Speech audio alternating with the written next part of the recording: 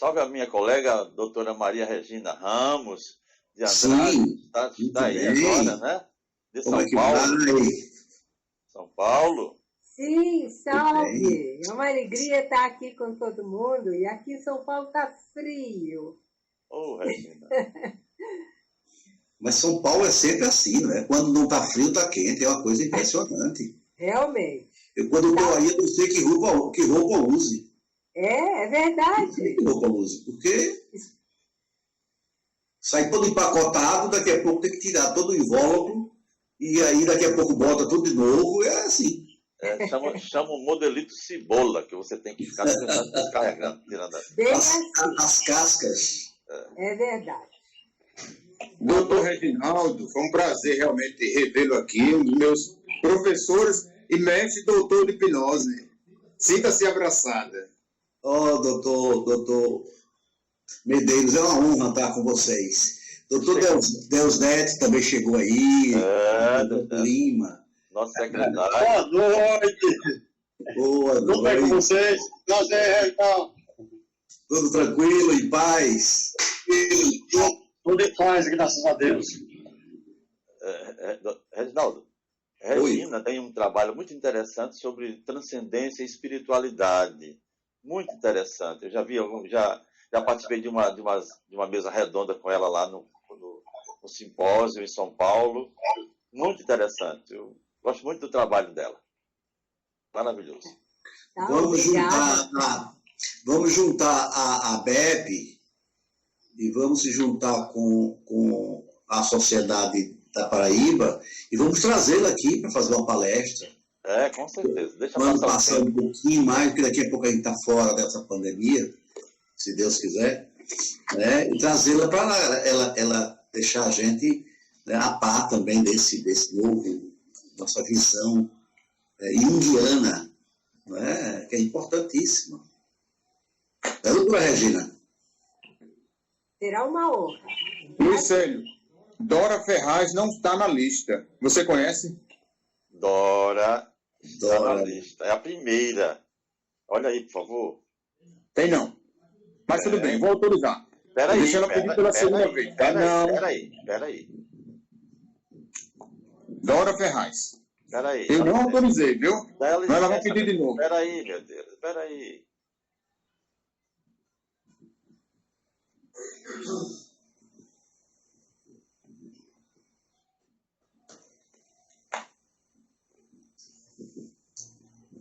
Deixa eu ver aqui. Nós estamos rigorosos, doutor Reginaldo, porque foi uma bagunça na última live. A gente teve que fechar e entrar com um novo link. Foi um Sério, teve falando para mim, realmente foi muito constrangedor.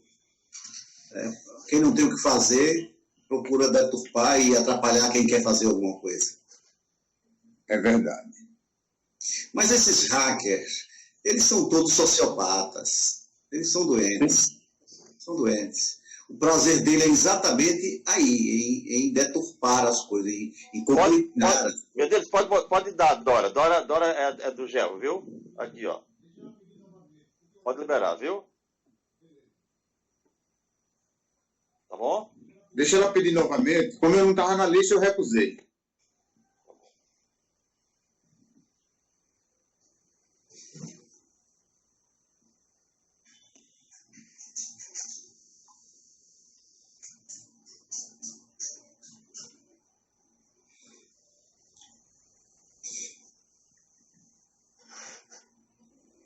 Mas esse tipo de coisa só acontece com algo que está dando certo, né? Sim. Sim, claro. É algo que está chamando a atenção, então... Ninguém atira pedra em árvore que não dá fruto. Pois é.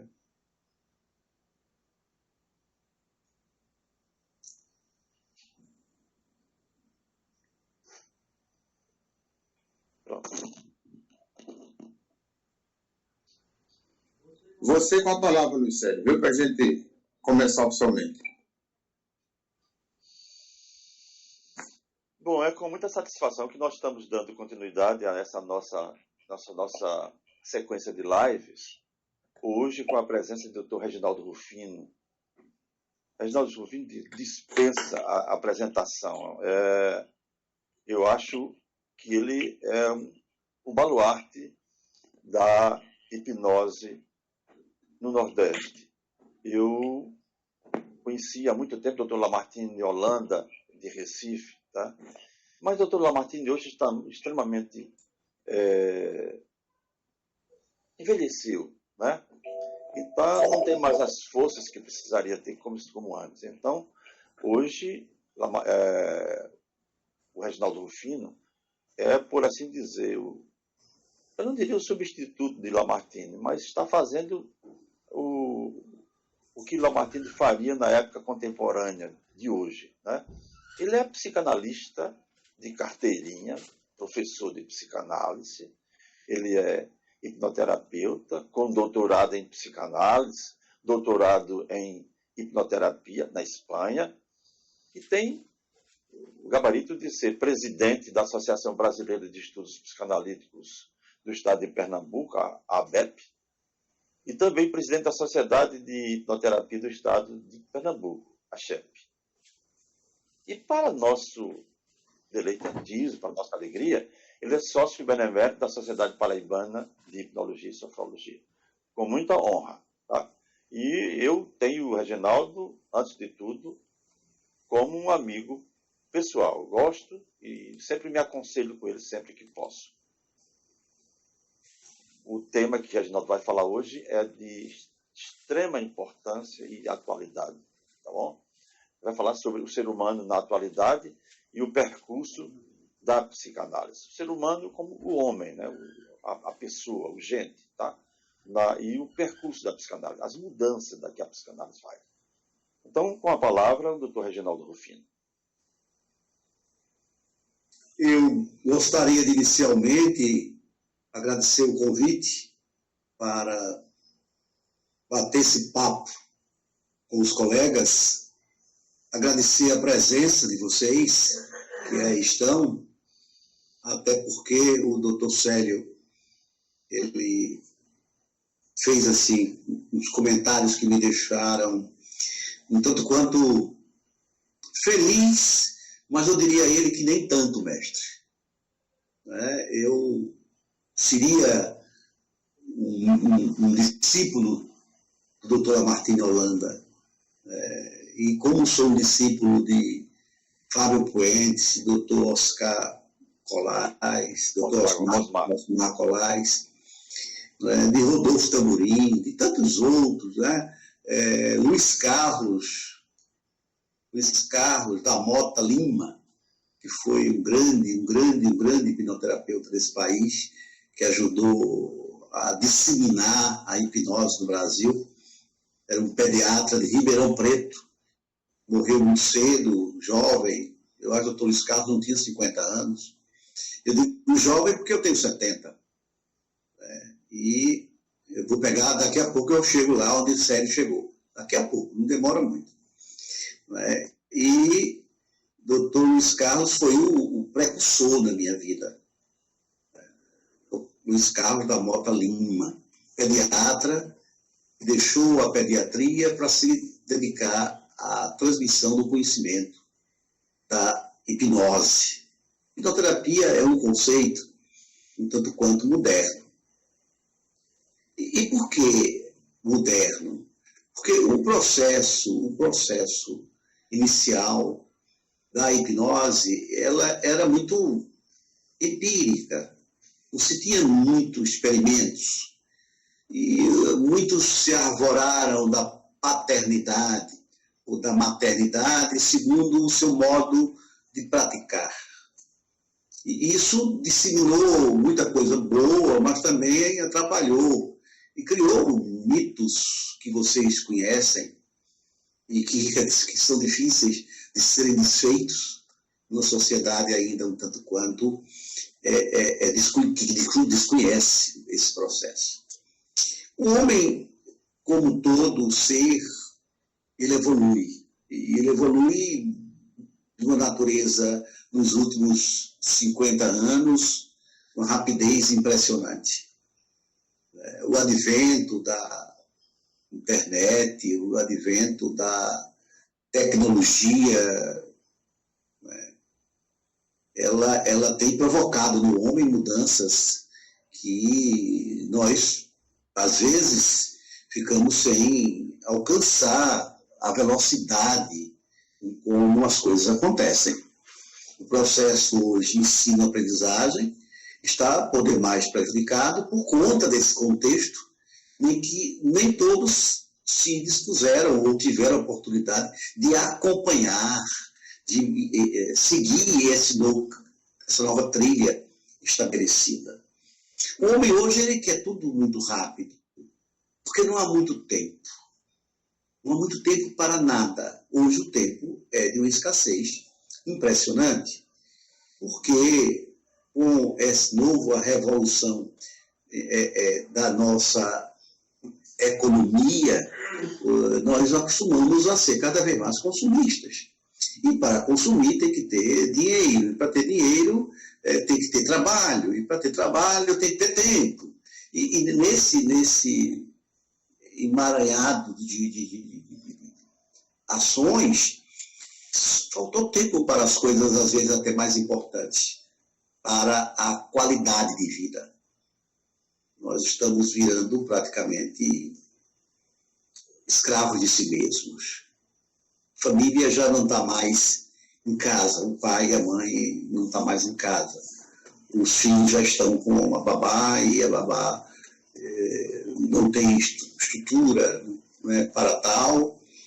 A escola já não tem mais papel para intenção de educar, mas a escola hoje é puramente institucional. Ela se dispõe a ensinar a ler, escrever e contar, e olhe lá. Mas a educação, a base da saúde, está na educação. A base do conhecimento, né, da vida está na educação. Como viver, qual o caminho a ser percorrido, como percorrer este caminho, é de muita importância. E este homem de hoje, ele está perdido. Nós estamos agora na eminência, né, de ver uma população de jovens um tanto quanto alheia a essas oportunidades que nós tivemos. Nós, eu estou me referindo aqui a maioria dos que estão aqui na tela, porque são pessoas que já tiveram essa oportunidade de serem também instruídos, mas também educados pela escola, pela família, pela sociedade. Hoje a gente não percebe mais essa preocupação do processo ensino-aprendizagem. Nós temos hoje, eu tenho clamado muito às secretarias de educação para melhorar o perfil do professor, não só intelectualmente falando. Não é só a questão do conhecer o conteúdo programático, mas principalmente como passar esse conteúdo programático e como entender a percepção, o nível de cada um daqueles que ali estão expostos, né, a receber esse novo ensinamento. Porque isso se perdeu no tempo e no espaço. Então, nós estamos praticamente num sistema onde o professor faz que ensina e, lamentavelmente, o aluno faz que aprende, né, e com essa manifestação agora da pós-pandemia, né, onde foi mais instrumentalizado o ensino, né, à distância, gerou ainda mais essa falta de comprometimento dos nossos aprendizes. Estou falando principalmente do ensino fundamental e do ensino médio. Está vendo? A universidade também passa por uma desestruturação educacional, né, do modelo totalmente revolucionário e que nós já tivemos um pouco de experiência na vida e sabemos onde é que isso aí vai dar, ou talvez nem saibamos, porque a coisa é tão estupefata, ela é tão destituída de um compromisso, de um comprometimento com a sociedade, com os valores, a gente não sabe onde vai dar. E aí entra a questão da saúde. Saúde como consequência da falta da informação intelectual, da educação doméstica, dos exemplos em casa, do pai e da mãe. Eu tenho alguns casos clínicos de adolescentes que não querem tomar banho. Não querem tomar banho, não querem cortar o cabelo. Não acho necessário. E a gente vai estudar isso aí, vai pesquisar isso aí. Ah, não, mas isso aí pode ser um sintoma esquizo. Não, não é bem assim. Isso está ligado também à educação, à necessidade da higiene, da apresentação. Vocês saem na rua e a turma está tudo vestindo roupa rasgada. Quando a roupa está inteira, eles rasgam. Uma leitura assim, bem despojada, é claro, mas um despojamento um tanto quanto, às vezes, excessivo. Excessivo. Portanto, esse homem, ele quer resultados imediatos. Porque ele não tem tempo para ficar aguardando essa técnica que Dr. Freud tão bem estabeleceu, da livre associação de ideias. Chega lá no divã, apogeu a segurança, o conforto. O divã ele simboliza o útero, que gerou aquele paciente que ali está. Então, aquele divã ali é uma representação de um aconchego, de uma segurança, de um gozo extraordinário. Mas ele chega ali e ele quer um resultado muito bom. Ele quer um resultado rápido, ele quer chegar e sair com saídas bem definidas. E no processo da livre associação, nós sabemos que é um método que depende muito mais do paciente do que de nós mesmos, enquanto psicanalistas. Eu peço que atente para esse aspecto. Porque a grande força contrária ao processo psicanalítico, ao êxito da clínica psicanalítica, são as resistências. As resistências naturais. Essas resistências são muito mais delineadas como medo de descobrir quem somos nós. Porque o grande conflito da humanidade sempre foi e ainda é saber quem realmente somos. Esse é o grande conflito e o grande sofrimento. Quem sou eu? E isso tem, desde 650 anos antes de Cristo, levado a humanidade a questionar. Isso tudo provocado por uma frase escrito em grego, lá no templo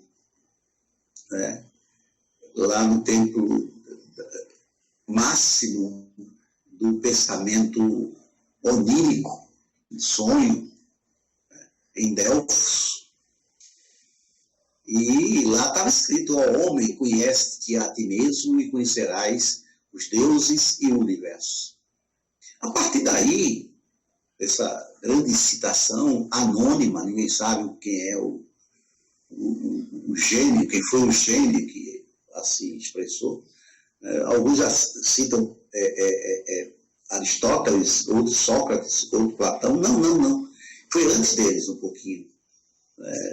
Falam os sábios, os sacerdotes que compunham aquele núcleo de estudos Delfos, o oráculo de Delfos. As pessoas iam dormir no oráculo de Delfos para sonhar com a solução dos seus problemas, onde os grandes reis e detentores do poder iam para consultar as pitonisas, para saber se ia ser êxito na guerra, se devia entrar e como.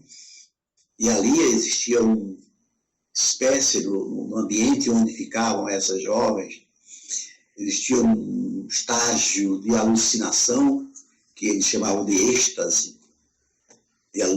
que na verdade era uma alucinação, e elas diziam, na verdade, o que poderia acontecer, como se fosse algo que ela fosse buscar lá no Olympus as respostas para aquelas indagações.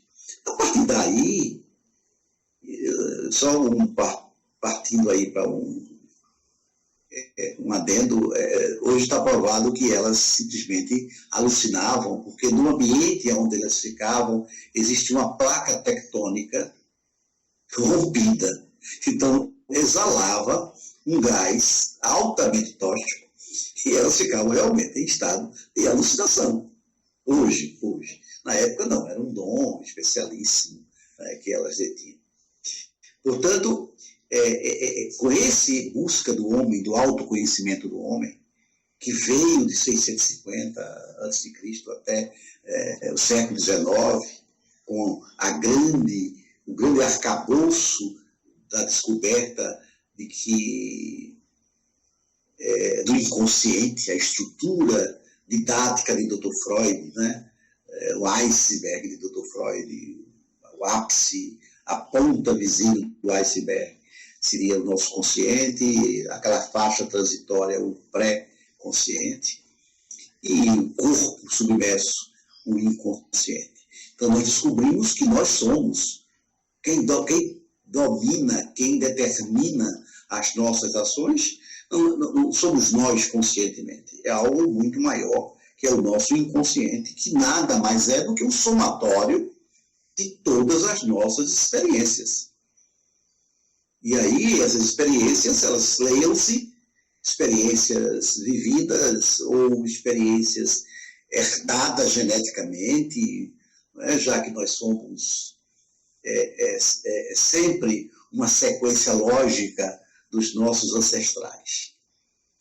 Em cima dessa busca do autoconhecimento, Dr. Freud sabe que a única alternativa para se acessar a quem somos, né, é através da imersão, da busca dos conteúdos reprimidos dos porões do inconsciente.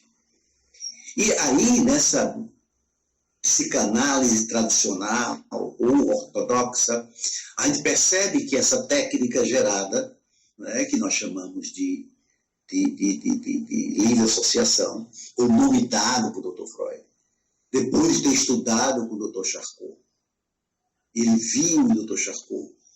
O Dr. Charcot tinha uma visão diferente da de Freud. O Dr. Charcot, ele era um médico que tratava histeria. Dr. Freud, não. Dr. Freud, na verdade, ele nunca assumiu a sua profissão médica, porque o Dr. Freud ele se sentia sempre um observador de comportamento humano. Para ele, o que importava não era curar a doença, mas era buscar as raízes que originaram aquele sofrimento, aquela patologia. Então, o Dr. Freud tinha uma visão diferenciada, né, das duas coisas. E aí, com o advento do conhecimento da hipnose, o Dr. Freud sabia perfeitamente que a hipnose há 121 anos atrás era altamente incipiente, é o que nós hoje temos o privilégio de sabermos. E aí ele cria uma livre associação de ideia para assumir a paternidade da psicanálise, mas hoje nós não somos mais da era freudiana, nós somos da era do século que está aí despontando cada vez mais com inovações tecnológicas. Hoje nós temos, os senhores e as senhoras sabem, tomografias que podem mostrar as áreas cerebrais como são atingidas e excitadas pelo transe hipnótico. Então, a hipnose está se tornando algo... a palavra concreta é muito forte, mas eu preferia usar esse termo concreto. Concreto porque a gente sai do mundo do sentido pegado, do sensitivo material, mas para uma visão concreta da coisa. Então, a hipnose hoje, ela entra no processo psicanalítico como um grande instrumento para atender essa necessidade do homem do século XXI. É o caminho. A filosofia andou entrando também na psicanálise, mas não deu muito, porque a visão da filosofia, do pensador, é um tanto quanto diferente. Ela é muito individual. Enquanto na linha da saúde, principalmente da saúde mental, a gente não pode individualizar muito. Porque a gente vai ver que, embora sejamos únicos no universo, mas as patologias, às vezes, elas se apresentam com a mesma roupagem. Apenas mudando um pouquinho da cor ali, do gesto e etc. Mas é preciso que a gente tenha essa consciência desse novo processo que invade hoje os nossos settings e que nós precisamos ter convicção do que a gente pode oferecer. Eu digo sempre, eu acho que Célio e o nosso Medeiros, que estiveram comigo lá em Campina Grande, eles vão lhe convir, que eu sempre afirmo, nós não escolhemos ser hipnoterapeutas, nós não escolhemos ser psicanalistas, nós fomos buscados, resgatados. Nós temos um papel de suma importância, hoje mais do que nunca, no processo da saúde, do bem-estar, do prazer, da felicidade. E tudo isso só acontece se a gente libertar o homem das suas correntes, das suas amarras pessoais impostas pelo desconhecimento de si mesmo. Se eu não me conheço, se eu não me compreendo, se eu não me aceito, como é que eu posso aceitar, compreender o outro? Como é que eu posso conviver com o outro se eu não consigo conviver bem comigo?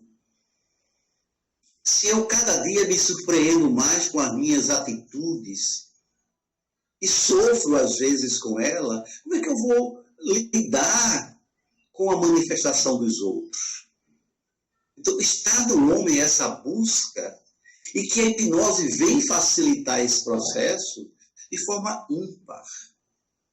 Ainda existe uma corrente considerável, em nome de uma ortodoxia, de que a psicanálise e a hipnose são coisas que não...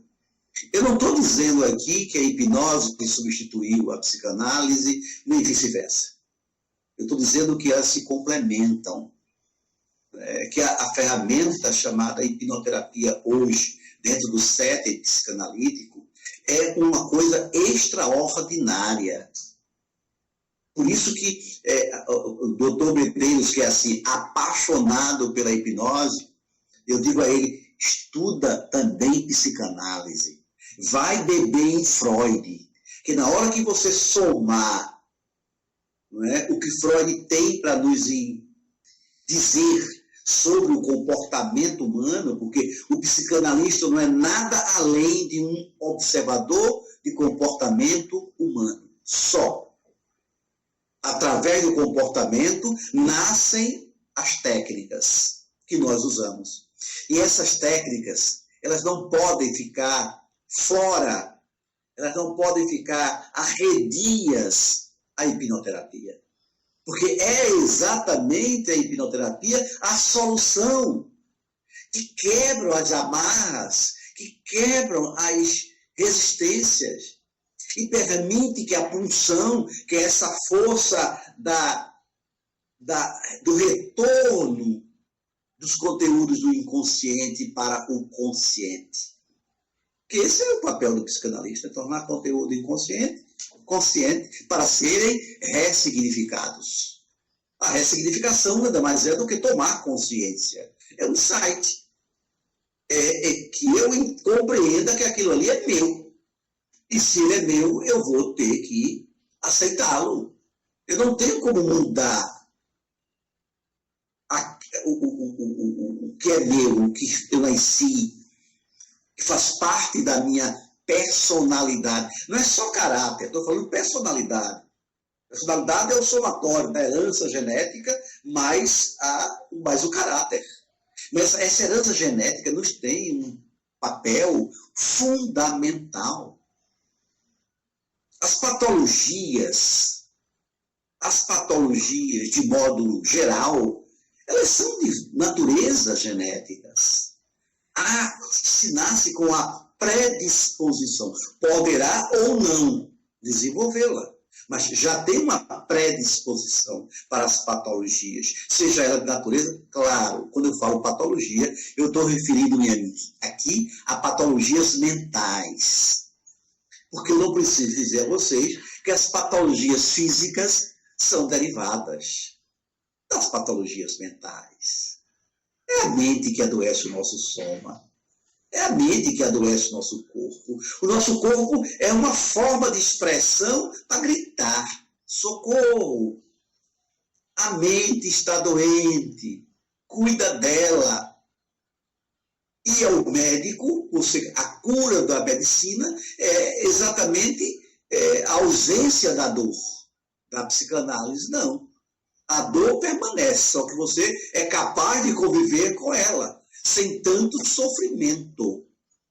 E essa dor, esse sofrimento vai sendo diluído ao longo da sua tomada de consciência e de compreensão. Então, a psicossomática nunca foi tão em voga, nunca foi tão verdadeira como no momento. Então, eu quando falo para meus colegas hipnoterapeutas, eu digo a eles: vocês ampliem. Não fiquem só com as técnicas lá de Franz Anton Mesmer, o nosso pai, né? De Charcot, de Milton Erickson, né? De tantos outros aqui, eu tenho uma galeria deles. Não, vamos colocar a nossa realidade, vamos inovar. É o nosso momento de criar. Agora, criar com responsabilidade. Criar com competência. É claro que eu sei que vocês são altamente competentes e responsáveis. Mas aí precisa, porque tem gente aí trocando alho por galhos e cria um problema sério. Então é preciso a gente ter uma certa maturidade do que a gente está se propondo a fazer com resultados. E quando eu falo resultados no plural, eu falo em todos os sentidos. O benefício que causa ao nosso paciente, ao benefício que causa, porque eu tenho certeza que vocês nunca tiveram um orgasmo tão profundo quanto o resultado de uma solução dolorosa de um paciente. Quando ele chega rastejando e você consegue levá-lo a uma tomada de consciência, a uma resolução, simplesmente mantendo em contato com a origem, com a causa. Não adianta ficar nessa história de sintoma. Sintoma é só a casca perceptível. A gente tem que buscar a origem. E a hipnose, ela tem esse papel dentro do processo psicanalítico. Ela diminui, ela reduz de uma forma exponencial a resistência. Vocês sabem disso. O indivíduo, quando está num transe, não precisa ser transe profundo. Os transes, eles são executados de acordo com a necessidade do paciente. Se você quer uma analgesia, uma anestesia, é claro que você sabe que tem que levar um transe profundo. Mas se você quer acessar o inconsciente, no estado hipnoidal, você já consegue. Você já consegue. E nada mais hipnotizável do que o ambiente, o meio. Isso vocês estudam todo dia. A importância do meio, do setting, do equipamento do palco. É um teatro. É um teatro fantástico para o benefício. Existe teatro para o riso, e existe teatro para o romântico, existe teatro para o macabro, e existe o nosso teatro, que é para o benefício do outro. Então, em cima desse teatro, vocês sabem que o indivíduo, quando entra, quando ele vai lá no consultório do doutor Deusdedit, ele já entra totalmente hipnotizado, ele já sai de casa em estado alterado de consciência. E se torna tudo muito mais fácil. Então, dissociar hoje, para atender a necessidade do homem do século XXI, a hipnoterapia da psicanálise é um erro brutal, porque você está perdendo uma oportunidade maior do benefício rápido e profundo que você pode causar aos seus pacientes. Eu estou falando como experiência de vida de 40 anos de setting psicanalítico. Então, quando vejo ainda alguns colegas abominando a hipnose, eu fico triste. Meu Deus, será que está imperando ainda a lei do silêncio? Né? Psicanalista, um túmulo. Simplesmente o psicanalista não existe dentro do setting. Ele é, como diziam os nossos precursores, ele nada mais é do que a projeção do paciente no espelho. Essa é a figura do psicanalista. Mas isso é coisa lá do século XX, começo do século XX, meado do século XX. Nós sabemos hoje que hoje o que existe no setting é o para-analítico. A importância do psicanalista é muito, muito maior do que vocês podem imaginar. Melanie Klein já coloca isso como uma necessidade, o par. Antigamente não, o paciente era único. Ele falava para ele resolvia. Não, hoje a pontuação, a participação do psicanalista é muito importante. Porque o homem que está vindo agora, ele não tem mais, como eu dizia no início, tanto tempo para reverberar, que nós chamamos ruminar, o que é discutido ali dentro daqueles 50 minutos, ou 1 hora, para quem quer, dentro do palco daquele teatro fenomenal, que eu chamo de o palco da vida, palco restaurador da vida. E nós somos o ator, mas não somos autor secundário, como éramos no passado.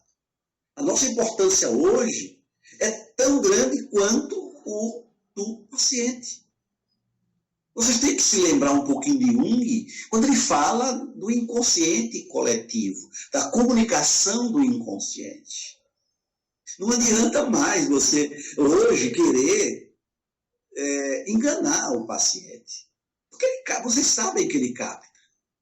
Ele não tem, claro, uma leitura muito clara e muito fácil de percepção, mas ele vai compreender no momento qualquer. Há essa interação entre a mente do paciente com a mente do psicanalista. Hoje há uma aliança terapêutica. O para-analítico hoje é uma aliança terapêutica. É algo muito maior. Claro que vocês sabem que é motivado por uma transferência. Não é? O que é uma transferência? É a reedição aqui agora de uma experiência de vida lá atrás. Se foi positiva, uma transferência favorável ao processo, uma experiência negativa, desfavorável. Que nada mais é do que uma projeção, né, do sentimento do paciente para o psicanalista. E também não podemos negar que há uma projeção do psicanalista para o paciente. Só que o psicanalista sabe lidar com essa projeção. Os que não sabem terminam se complicando eticamente as sociedades, porque é realmente um despreparo para o exercício da ocupação. Da ocupação, assim que o Ministério do Trabalho fala. Ocupação. Doutor Reginaldo, nós estamos chegando a 50 minutos de palestra. A gente gostaria de de ouvi-lo também responder algumas questões. E está tão interessante que eu proponho que, se por acaso cair exatamente essa sala, a gente pudesse entrar no mesmo link, tá? Na hora que cair, a gente pode entrar no mesmo link, se assim você me permitir, que a gente possa falar um pouco mais, tá? Entendeu? Então, se cair por acaso a gente entra no mesmo link para a gente fazer as perguntas que necessário. Pois não. Eu gostaria só, antes de abrir para a pergunta, trazer só mais uma nova expectativa do processo psicanalítico. O processo psicanalítico de hoje, ele se abre para novas frentes. Claro que todas com o propósito de facilitar o processo, de que ele seja cada vez mais exitoso, de que ele atenda cada vez mais à necessidade da população. Então, é muito recente, mas já cabe para nós começarmos a verificar isso, é a introdução da parapsicologia dentro do processo psicanalítico. Pasmem. Isso é ciência. Isso saiu no jornal há 4 meses atrás, na França. 40% dos diagnósticos fechados pela psiquiatria de psicóticos nada mais são do que fenômenos paranormais. E agora? Como é que fica? Porque o psicanalista, o hipnoterapeuta, ele era um tanto quanto limitado no tratar dos psicóticos, porque era um mundo específico para a psiquiatria, para a medicina, devido à farmacologia, claro. Mas agora, 40%, em média, naturalmente, isso é uma média, uma amostragem estatística, dos diagnósticos fechados como psicose, nada mais representa do que fenômenos paranormais. Manifestações, claro, individuais, que é meu. Se nós não entrarmos também por esse caminho, vamos ficar à deriva. Então, entramos na psicanálise de Dr. Freud, lá no século XX, final do século XIX, do século XX. Introduzimos Charcot e todos os outros, o Dave Elman, né? O nosso, não podemos esquecer, o nosso Fábio Puentes, né? Que deu uma colaboração a essa hipnose brasileira espetacular. O Brasil não estaria no patamar que está sem que Fábio tivesse abandonado o Uruguai e tivesse adotado o Brasil como sua pátria. Você sabe que Fábio foi preso várias vezes, quando a prática da hipnose no Brasil era crime, do governo Jânio Quadro até o governo Collor. Se botaram vários apelidos para mim preso. Era letargia, era alfagenia, e etc. Era relaxamento. A palavra hipnose é crime. E Fábio topou isso. Fábio quebrou. Fábio foi preso. E dizia, eu continuo fazendo hipnose. Quem quiser fazer outra coisa, faça. Então se deve a esses homens, o próprio James Bride, né, que foi o que cunhou o nome, que deu o nome hipnose, embora a gente sabia que ele podia botar outro nome hoje, não seria mais hipnose, né, mas precisamos entender que dentro de tudo, toda esses pensamentos, esses estudiosos, é o momento da gente alterar o processo. Eu convoco vocês a estudarem para a psicologia. Se tem muita coisa boa, desde o padre Oscar Gomes Quevedo, a gente não tem quase ninguém mais vivo dos grandes nomes.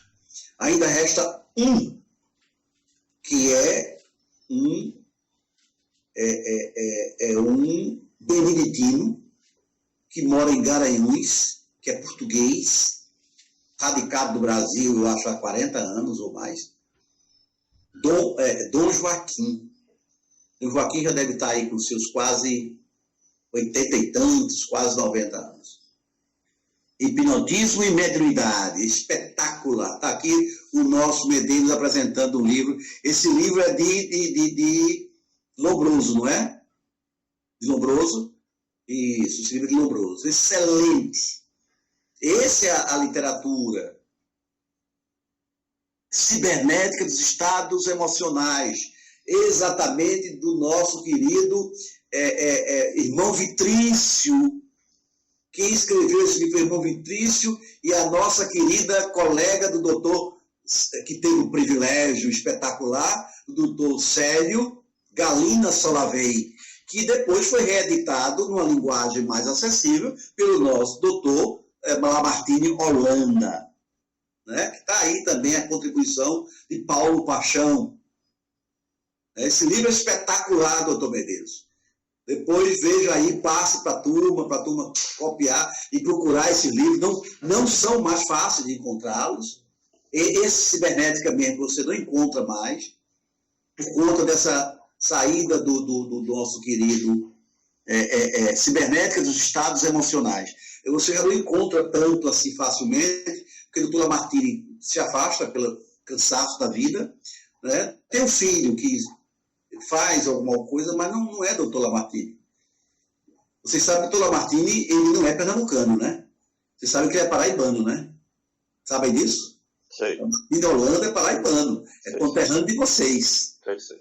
Grande psiquiatra, um homem que desvendou a hipnose, porque ele foi aluno do irmão Vitrício, o grande gaúcho que veio para Pernambuco para ser irmão marista, e desenvolveu com Galina Solavey, uma russa radicada na Argentina, e se encontraram e estudaram a questão da letargia por conta da proibição da hipnose. Surge a letargia que está morrendo. Eu convoco aqui vocês para estudar a letargia. Não deixem morrer essa técnica tão importante. Só está vivo agora Paulo Paixão, que não sabe nem mais que existe. É o único que está vivo. Então, cabe a nós não deixarmos. Por exemplo, aqui no nosso curso de hipnoterapia, tem um jovem, meu discípulo, que eu tenho muito carinho por ele, né, que é o Dr. Luiz Ugietti, e eu botei essa cadeira no curso de hipnose, letargia. E ele está estudando, eu tenho alguns livros de Paulo Paixão, que ele me deu de presente uma época. Por que eu escolhi o Dr. Luiz Ugietti? Porque é um jovem de 20 e poucos anos, 23 anos, 22 anos. Então, eu sei que ele vai tocar para frente, ele não deixe morrer a letargia. É uma técnica importante. A importância do toque, a importância da energia quântica, que não pode ser dissociada de nenhuma prática terapêutica que a gente possa manipular, trabalhar.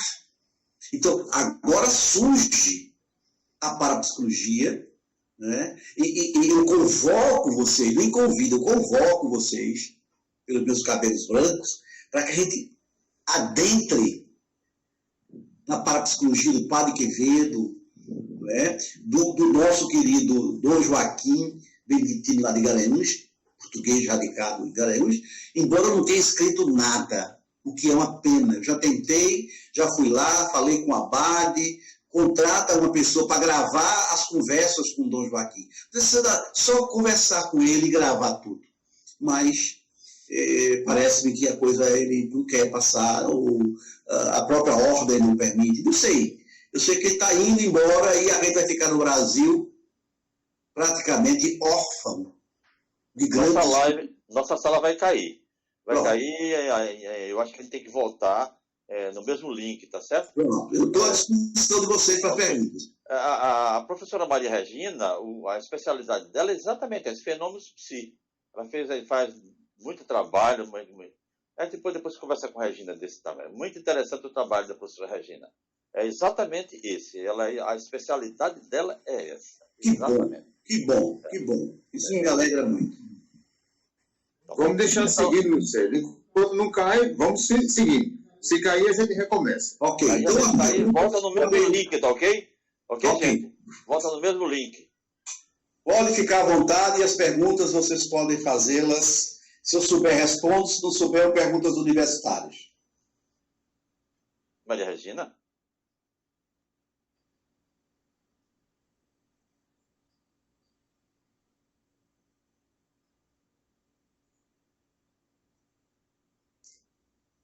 A sala está aberta. Professora Regina? Quer fazer algum comentário? Seu microfone está fechado. Agora eu abri. Pronto. É muito interessante saber dessa vertente nova da psicanálise, porque a paranormalidade foi abordada primeiro por Jung. Ele que admitia os sensitivos e essa possibilidade de perceber coisas que estão fora do nosso universo concreto, né? E então a psicanálise, adotando esse conhecimento, inclusive utilizando um trabalho psicanalítico com pessoas sensitivas, é uma coisa muito boa. É maravilhoso. Tá? Porque essa questão do diagnóstico diferencial entre as pessoas que têm percepções extrasensoriais e que são, digamos, sensitivos, adaptados, e pessoas que têm as manifestações psicóticas, tá? É muitíssimo importante. Tá? E é um diagnóstico no qual os psiquiatras nos ajudam a fazer, o que é muito importante para que a gente realmente possa ter a segurança de que está lidando com pessoas que têm a função psi, tá? E ajudá-las a adaptar essa função psi à sua personalidade, à sua vida de todo dia, de forma que se tornem pessoas mais inteiras, mais felizes, que se autoconheçam. Então, muito obrigada pela sua contribuição, porque, nossa, eu gostei muito de saber esse desenvolvimento grande da psicanálise na atualidade. Reginaldo, Regina é nora do professor Hernani Guimarães. Sim, claro que eu sei. Exatamente. Aliás, eu fiz 2 cursos com o professor Hernani Guimarães. E, muito bom. Excelente profissional. Ele era um estudioso, um curioso. Doutor Reginaldo, tem alguns participantes que não têm, assim, nunca tiveram contato direto com a psicanálise. Eu gostaria que o senhor, em poucas palavras, explicasse para eles o que é a associação livre, por gentileza. Pois não. Dr. Freud, quando veio, antes do Dr. Freud ir para Paris, em 1888, e lá passar 2 anos estudando com Charcot, ele trabalhava com o Dr. Joseph Breuer, que foi um precursor, na verdade, da psicanálise. Só que Joseph Breuer usava um método chamado de, exatamente, catarse. E a catarse é uma forma de expressar o sentimento do indivíduo, seja ele de dor ou de prazer, através de manifestações chamadas de abreação. Isso ainda é tão verdadeiro, só que nós alteramos somente a linguagem, que é comum nos birôs dos psicanalistas, dos hipnoterapeutas, ter lá uma caixinha de lenço, dizendo assim, né, de forma totalmente metafórica, aqui você pode chorar. Porque nada mais importante, mais terapêutico do que o choro, do que a lágrima. É uma forma de você realmente colocar para fora aquilo que lhe incomoda. Isso era chamado de catarse. Freud e o Dr. Joseph Breuer. Ainda não existia o processo, na verdade, científico para denominar ou nominar a psicanálise. Então, era um processo terapêutico exercido por médicos para cuidar das mulheres histéricas. Porque histeria era uma doença até 1899, especificamente para fêmeas. A palavra histeria vem de útero, vem de estéreo. Como o homem não tem útero, o homem não podia ter histeria. Né? Então, quando os homens alteravam o seu comportamento, era lido como uma possessão demoníaca. As mulheres tinham uma alternativa. Podia ser também possessão demoníaca, mas, com o passar do tempo, a sociedade preferia colocá-la no mundo, no campo das histéricas. E que a histeria nada mais era do que o resultado de uma sedução paterna. Uma sedução que nós chamamos hoje de abuso sexual. Né? Lendo-se o abuso como sendo uma ação onde só um tem prazer. Né? Quando os dois têm prazer, deixa de ser abuso já para o estupro, para outras definições, outras regras da sexologia. Portanto, quando Freud vai para Charcot, ele já vai com uma informação dada por a primeira paciente tratada pelo processo catártico, lá com Breuer, que era uma jovem de nome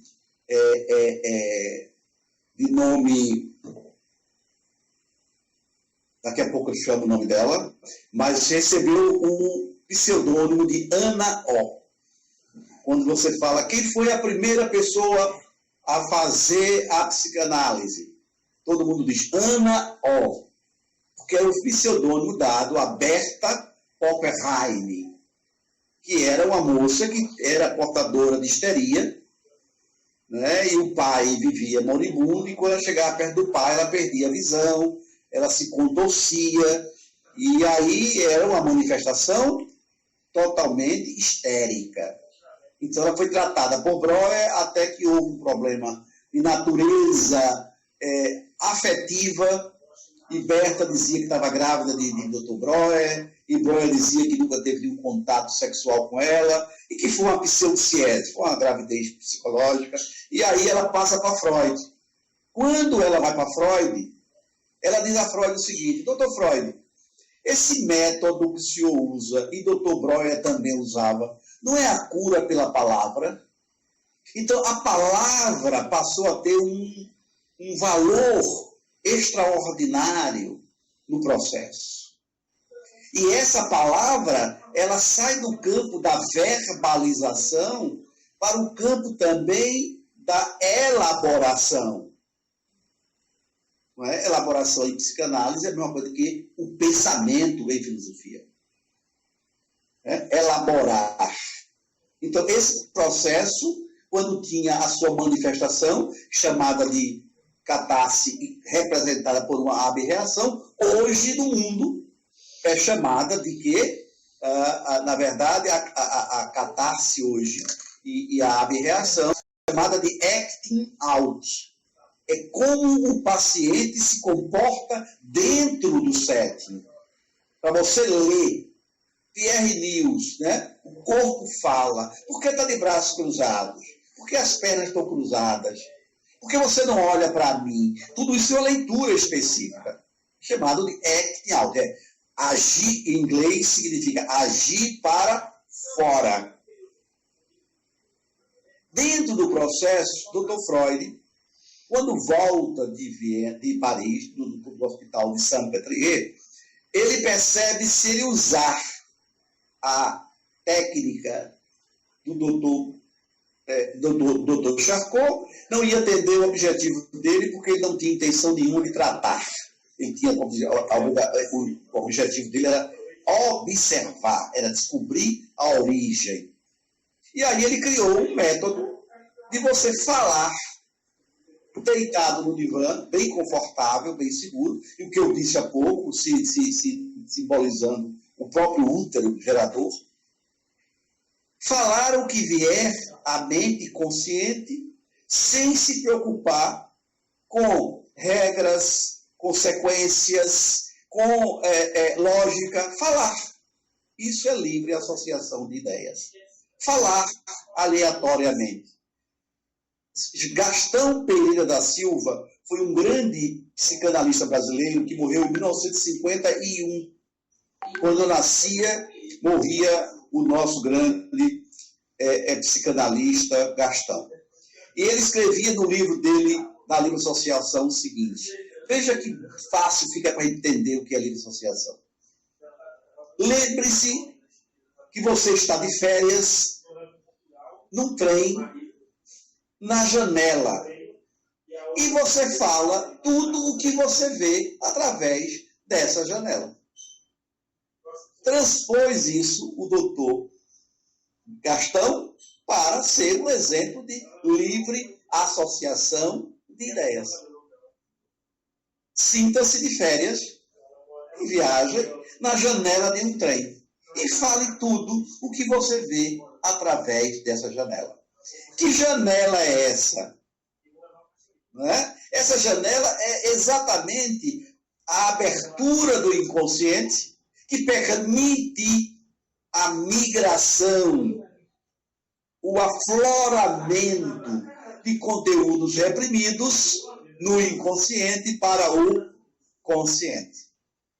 Ora, quando você está lá no divã, vocês sabem disso, bem aconchegante, havendo já um paranalítico, você fala, porque essa resistência vai ampliando essa janela.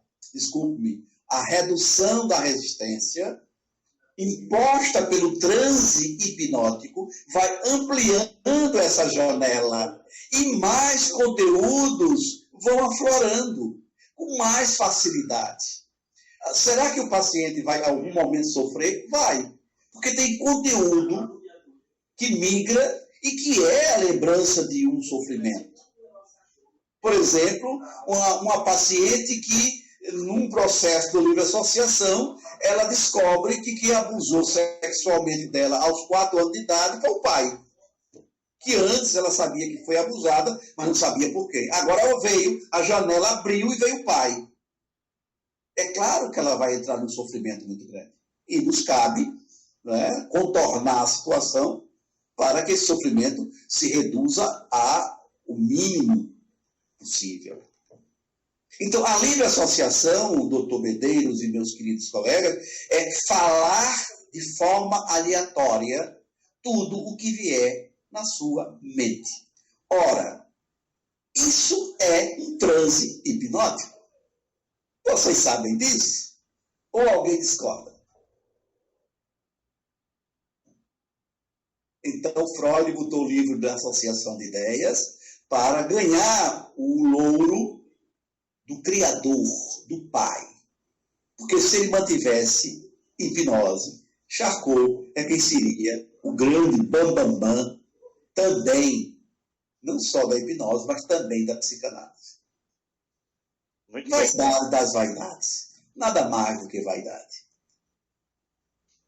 Alguém tem alguma questão a fazer? Alguma observação? Obrigado, doutor Reginaldo. Espero que tenha sido claro. Procurei ser o mais claro possível. Extremamente claro. Minhas limitações. A livre associação de ideias também é comum vocês encontrar nos livros apenas a palavra associação livre. Alguns autores escrevem associação livre. Mas a terminologia freudiana é livre associação de ideias. Que cabe a nós escrevermos, anotarmos os pontos que realçarem. Porque muitas vezes o conteúdo que vem na livre associação não tem nada a ver com nada. Pelo menos naquele contexto. E aí a gente anota os pontos relevantes para uma possível interpretação lá adiante. Nós estamos também com a presença agora do Dr. Antenor Bittencourt, que é de Recife também, viu, Reginaldo? Que bom!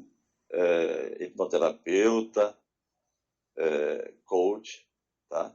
Preciso conhecê-lo pessoalmente. Ah, exatamente. E é pastor.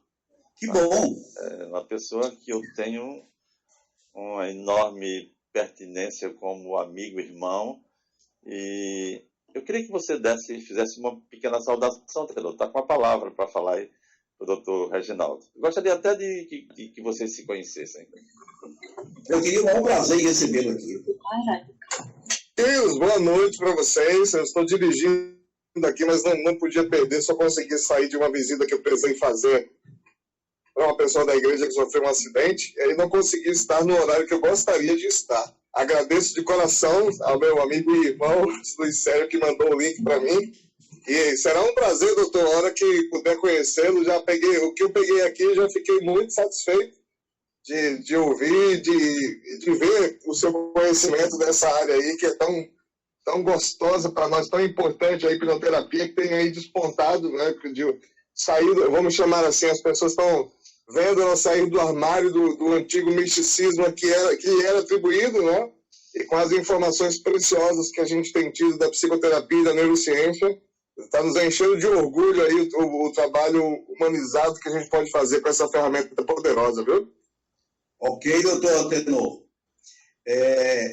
Eu gostaria de informá-lo que Dr. Freud, ele, quando definiu a psicanálise, ele excluiu os pastores e os padres e os médicos.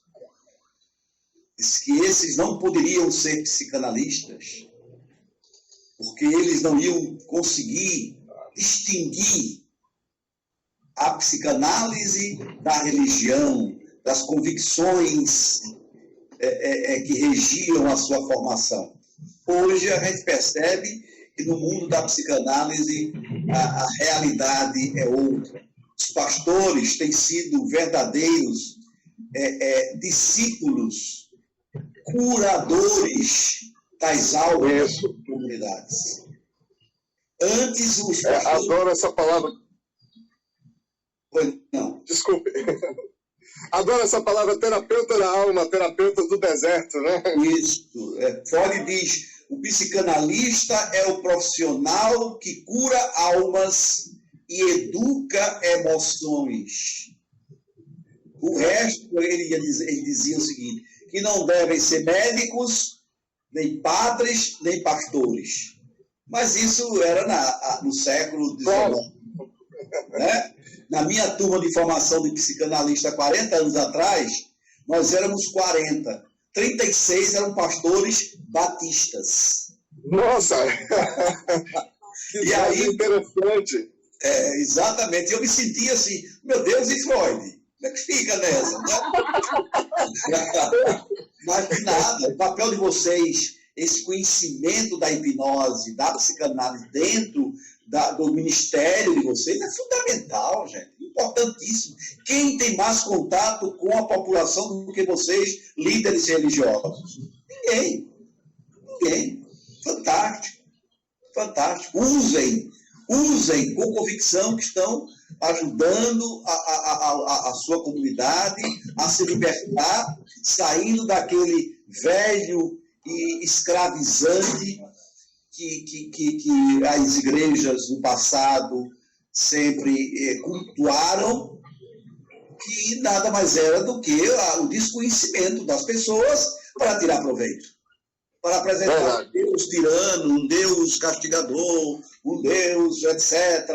Né? E a gente sabe que Deus é pai e amigo da gente. Isso. Mais amigo ainda. Venha para cá da BEP, me marque. Meu telefone é 9... Eu passo para ele. Você passa para ele. Passo para ele. Eu estou aqui às terças-feiras, eu estou agora na BEP. Eu estou aqui nas terças-feiras à tarde, exatamente para receber meus amigos. Para a gente conversar, tomar café. Vou levar a sério o convite. Eu sei que o Luiz vai passar para mim o contato, uma honra muito grande. Inclusive, informar a vocês, queridos, que recentemente eu conduzi o meu genro justamente a se inscrever no curso de psicanálise, né? E eu tenho certeza que vai ser muito útil. Ele despertou o terapeuta que havia nele, e eu sei que vai ser um excelente terapeuta começando por aí. Não foi ele que despertou, algo maior do que ele despertou nele. Isso. Os terapeutas não são meros profissionais, são instrumentos de salvação do sofrimento da humanidade. Eu creio nisso. Amém. Chegou um outro colega que eu não conheço. Doutor Reginaldo, a nossa associação, a Sociedade para a Epidemiologia e Sofrologia, ela é assim, ela é bem eclética, né? Porque nós temos psicólogo, nós temos psicanalista, nós temos comportamentista, TCCista e fisioterapeutas, que é o nosso Danilo, o barbudão que aparece aí, faz um excelente trabalho com anestesia e analgesia associado com a fisioterapia. Danilo é de Campina Grande. Sejam todos bem-vindos. E você que também, claro, Danilo. Danilo é um doutor da Universidade Federal de Campina Grande, trabalha nessa área.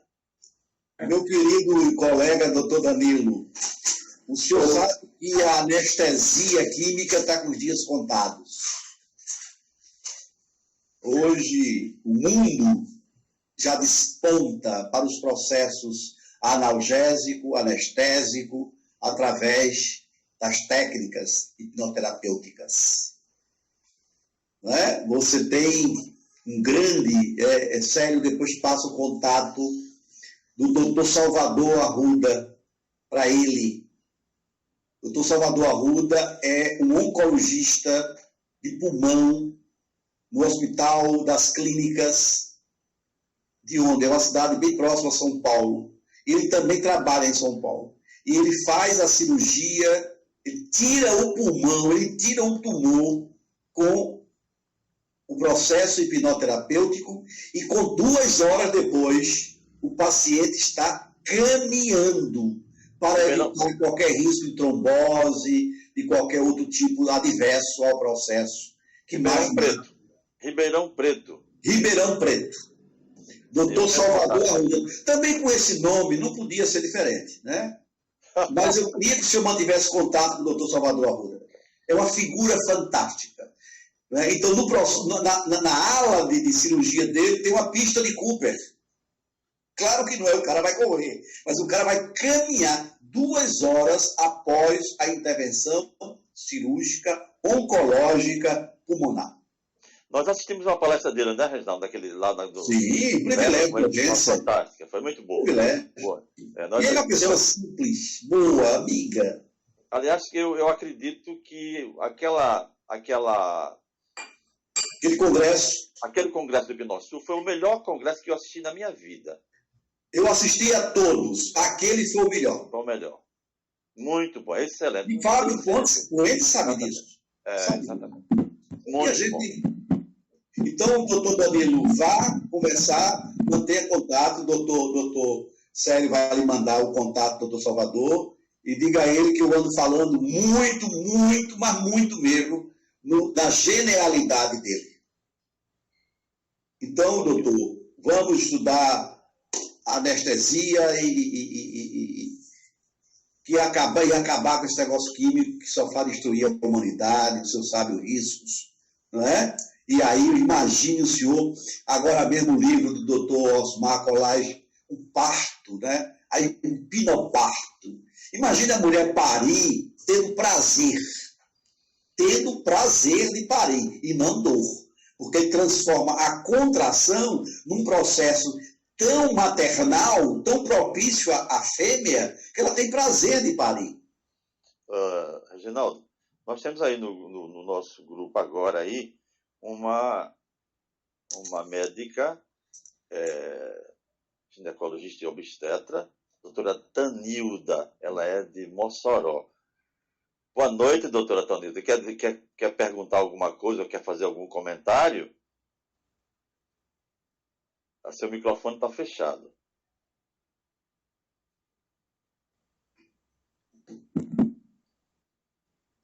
além da doutora Tanilda, né, caso o Danilo queira fazer, né, doutor Danilo, que tem doutorado em fisioterapia, queira fazer alguma indagação, Danilo, fica à vontade. Obrigado, doutor Medeiros, pela oportunidade. Queria aqui dar meu boa noite aí para o doutor Reginaldo. É um prazer, foi muito, muito gratificante ouvir os comentários e aprender um pouco mais sempre, né, sobre essa nossa temática. Dar um alô aí para o nosso amigo Tenor, né, um prazer revê-lo, estar aqui. Doutor Reginaldo, já aproveitando o seu conhecimento, porque a gente também teve um trabalho de formação nas técnicas relacionadas à questão ideomotora do Milton Erickson, né, que depois foi mais desenvolvida pelo Ross, né, Ernest Ross, e parece-me que atualmente tem também o trabalho do Richard Hill. Não sei se, acredito que nos encontramos lá em São Paulo, talvez, não sei se ainda é memória, da técnica lá do espelhamento das mãos, alguma coisa. Exatamente. Exatamente. Agora chegou a memória. É porque sua barba estava menor. A barba estava menor, exatamente. Pois é, agora eu olhei para a barba. Eu fiquei muito feliz desse seu comentário. E aí eu queria, é uma dúvida que eu tinha, assim, do conhecimento também já que aqui na cidade de Campina Grande a gente tem um colégio marista muito famoso, né? Então o irmão Vitrício, ele caminhou por aqui também. Sim, né? sim. E aí eu queria saber se o senhor não considera que há tanto a letargia quanto essas questões voltadas para esse conceito na ideomotor, como hoje está sendo revivido, né? E aí o amigo anterior, a gente teve a possibilidade de participar também da hipnose não verbal, né, que está mais divulgada por um italiano hoje aqui no Brasil. Se o senhor não consideraria que teria uma conexão entre essas abordagens, né, aí pudesse nos abrilhantar com esse comentário, com essa sua experiência, o que você achou? Eu não tenho dúvida, meu caro doutor Danilo, que é um conjunto de técnicas que se fundiram e resultaram no que nós temos hoje. O Dave Elman, ele teve uma participação muito grande, né? O Milton Erickson também. Mas a minha preocupação é que a gente mate esses do passado, como o irmão Vitrício, por exemplo. Matar a letargia, que é a ação ideomotora propriamente dita, é matar um passado importantíssimo. Porque as técnicas não verbais, elas sempre existiram e sempre existirão, e eu tenho certeza que haverá espaço cada vez maior. O colega que é fisioterapeuta sabe da importância desse toque, dessa ação energética direta nos seus pacientes. Ninguém faz fisioterapia tão bem quanto os hipnoterapeutas. Porque eles sabem, eles são além dos que praticam doin, porque eles fazem aquilo ali em cima quase de uma mística. Na relação letárgica, na relação ideomotora, não. Se faz científico. É diferente. Então, na verdade, um somatório, e não vamos redundar tudo num só. Vamos deixar os departamentos. Trazer, por exemplo, para a nossa colega que está aí, que é obstetra, o hipnoparto como um parto comum, seria uma redundância. Não. Vamos separar uma coisa da outra. Sabe por que eu falo assim? Para valorizar o processo hipnoterápico. Senão daqui a pouco fica no mesmismo. Não, é algo privilegiado. Nós sabemos do privilégio dos que manuseiam com sabedoria né? A gente sabe da importância da hipnose em todos os segmentos de benefícios à humanidade. Os malefícios a gente não fala não, porque é para os ignorantes, para os que não sabem o que estão fazendo. Né? Perdoar ele não sabe o que faz. Né? Mas a gente que tem consciência, tudo, você imagina o processo de educação, de ensino-aprendizagem, no contexto hipnoterápico. Né? O desenvolvimento, o desempenho mental e físico. Eu trabalhei aqui, uma experiência maravilhosa que eu tive. Aqui existem muitos cursos preparatórios para a OAB, para a Ordem dos Advogados do Brasil. E sempre, na véspera, as escolas preparatórias me chamavam para induzir um transe com uma âncora para o resultado do concurso. E o que é que eu fazia? Nada além de ancorar um equilíbrio emocional. O conhecimento ele tem. Só que está numa instância que o emocional desequilibrado não deixava acessar. Porque o conhecimento, o cara passou 5 anos na universidade, ele sabe tudo. Ele pode não ter acesso a tudo. E eu equilibrava isso aí, e eu botava um ponto, uma ancoragem no ombro. E resultado, um dia foi uma maior confusão na sala de aula, porque todo mundo era desse curso e estava com a mão no ombro. E o fiscal afirmou que aquilo ali era uma fila. Era uma forma de cola. Eu fui chamado lá para dizer, o cara, não, isso é uma técnica, mas não é para filar, não, é para trazer o conhecimento. Vejam o quanto é a ignorância, né? E o índice de aprovação era muito alto. É porque essa escola que fazia, o dono agora da Covid, morreu de Covid, e ela se estruturou toda. Mas tinha um índice de aprovação muito bom. Era todo mundo com a mão no ombro, respondendo a prova.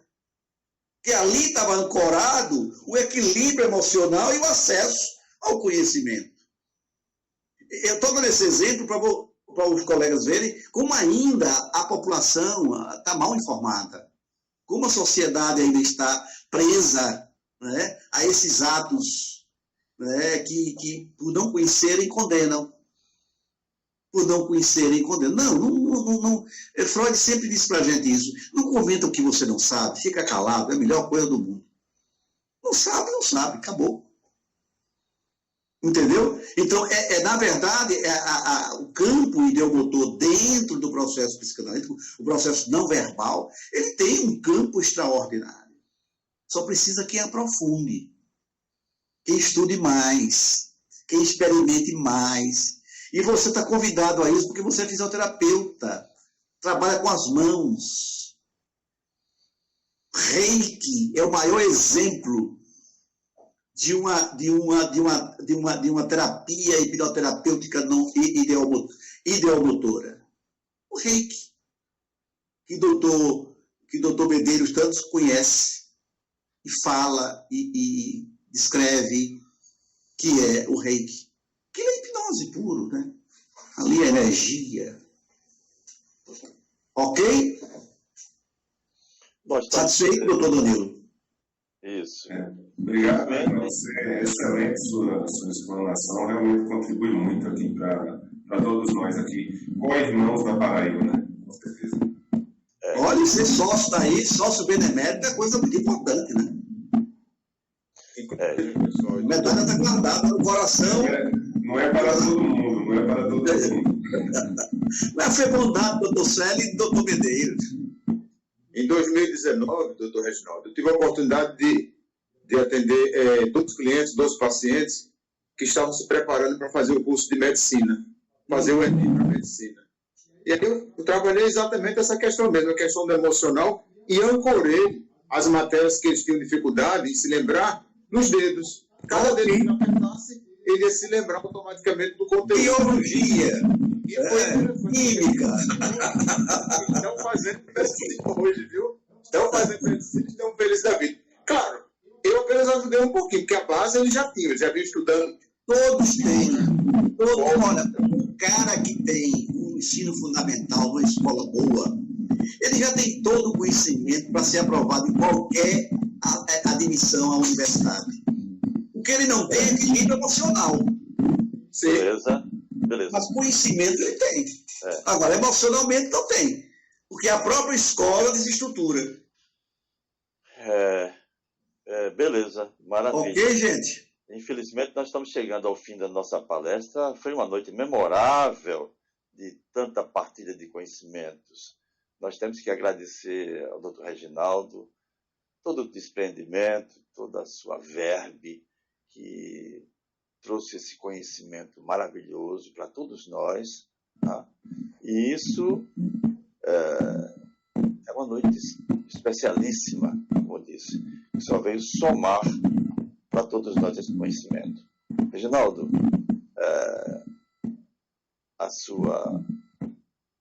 eu vou lhe deixar com a palavra para as suas despedidas finais. Eu é que agradeço a vocês. E eu queria que vocês, em vez de me agradecerem pela essa minha simples participação com você nessa palestra tão boa, nesse bate-papo, vamos estudar hipnose, vamos dar as mãos, vamos fazer crescer, vamos nos dedicar mais, vamos transformar esse mundo, porque nós temos a base instrumental toda, só falta exercício, experiência, cada um no seu quadrado. Aprofundem, agreguem a tudo que vocês fazem na vida um processo hipnoterápico. Tudo. Com isso, vocês estão me dando um presente do maior expressão possível. Porque eu sou apaixonado pelo que eu faço. Eu sempre já disse a Célia, eu queria ser padre. Célia, eu queria ser rabino. É uma questão de gosto, né? Não é? Mas eu não fui padre. E Célia quase, eu acho que a gente vai ser rabino ainda. Eu dizia que eu queria ser padre quando criança. Pois é, eu não fui padre, fui padecer. Mas é o berço do paraíso. Porque a psicanálise para mim, a hipnose para mim, é um sacerdócio de maior grandeza. Eu tenho convicção do quanto eu colaboro para o bem do outro, para o bem da humanidade. Não no céu, mas na terra. Mas quem está bem na terra, com certeza, quando partir, vai para um lugar muito bom também, porque a alma está leve, a alma está limpa. Então vamos fazer isso, um trato aqui, não é? Todo mundo estudando mais, escrevendo mais e contribuindo mais. Paulo, se me permite, eu sei que pode ser até uma coisa fora do contexto, dar uma palavra depois da palavra de despedida, mas aceitando o seu convite, qual o melhor livro recente que o senhor leu de hipnose para nos sugerir, então, para a gente estudar com essa deixa? Olhe, eu lhe digo uma coisa. Morreu, mas não morreu, continua vivo. O nosso grande Marlos Ferreira. Um clássico. Marlos Ferreira. Aquilo não é um livro, aquilo é um tratado. Aquilo é uma bíblia fundamental do processo da hipnose. Aquele cara morreu, mas não vai morrer nunca. Marlos Ferreira, está aqui. Hipnose clínica. Esse Medeiros é um verdadeiro enciclopédia. Olha aí, está com o livro na mão. Eu falo do livro, ele mostra. Né? Olha aqui, o outro mostrando também. Que beleza. Marlos Ferreira. Eu também tenho, viu, meus irmãos? Os irmãos que estão fazendo inveja aí, eu tenho. É muito bem. Eu tenho em PDF. Quem quiser, pede aí o meu endereço a Célio, que eu mando para vocês em PDF. Ok? Um beijo no coração de vocês. Doutor Reginaldo, você disse PDF, é o manual brasileiro que você tem em PDF, porque você está esgotado, não acha de jeito nenhum. Eu tenho o verde, aquele verde. Que é clínica. Porque o manual foi o último e não foi mais reeditado. Entendeu? Eu tenho o verde. O verde eu também tenho. O azul não tem ainda em PDF. Mas, doutor Reginaldo, excelente palestra. você não está lembrado do fato, mas eu vou dizer agora, né? Eu comecei a admirar o doutor Reginaldo em 1999. Olha aí, 1999, eu comecei a estudar psicanálise na Sociedade Brasileira, da SPOC, Sociedade Brasileira, Sociedade Psicanalítica Ortodoxa do Brasil. Aí o doutor Reginaldo representava em Recife a SPOB, né? E por telefone eu contaktava muito com ele, né? Então, desde essa época que eu sou um admirador seu. Ah, que coisa boa! Saudosa a SPOB, né? Saudosa. Esse excelente. Esse aí, olha. Marlos, hipnose na clínica. Esse aqui. Marlos. Aí ele ensina a fazer tudo. Até tudo ele ensina a fazer. Inclusive, doutor Reginaldo, esse é o único livro que tem problema. Excelente palestra. Obrigado. Membro Fantasma. Esse livro tem um capítulo sobre ele. Interessante. É verdade, Medeiros, é verdade. É o único livro que eu conheço que tem alguma coisa sobre membro fantasma. Isso. Que é uma coisa espetacular. Com certeza.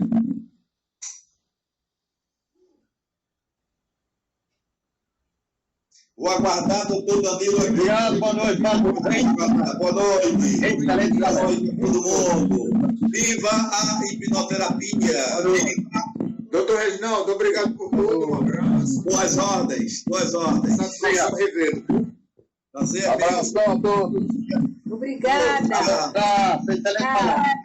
Um abraço. Obrigado. Não,